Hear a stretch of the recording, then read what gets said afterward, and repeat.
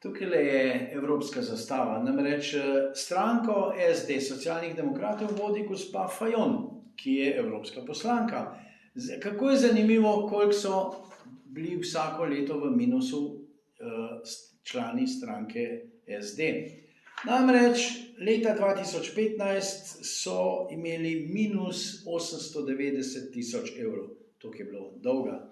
16 800 tisoč evrov dolga, 2017 760 tisoč evrov dolga, 2018 enako 760 tisoč dolga, 2019 1 milijon 120 tisoč dolga in leta 2020 so bili v minusu za 860 tisoč evrov.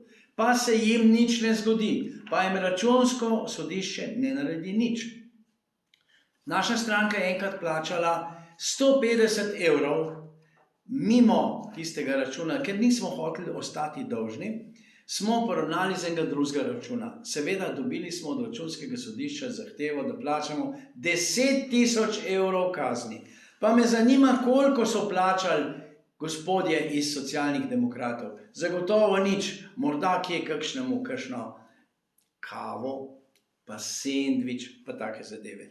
Skratka, nekateri predlagajo, da bi bilo treba SD ukiniti. Jaz mislim, da bi morali spustiti noter finančno kontrolo. Konec koncev so si prisvojili neko vilo od enih židovske družine, pa še marsikaj. V Novi Gorici so jim vzeli tisto, kar so imeli nelegalno.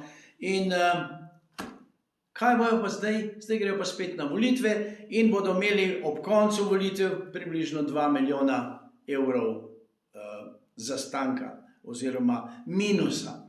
Baje se gre neka taka čudna varianta, neka pravna luknja, kako nekaj narediš, da ni treba, oziroma tako, ampak glejte, to je svinarija. Enim je dovoljeno vse, en ubogi revež, ki ne plača 50 evrov, mu vzamejo pa hišo. Pa kje živimo? Skrajni cajt, da se take ljudi in take stranke zbriše iz slovenskega političnega prostora.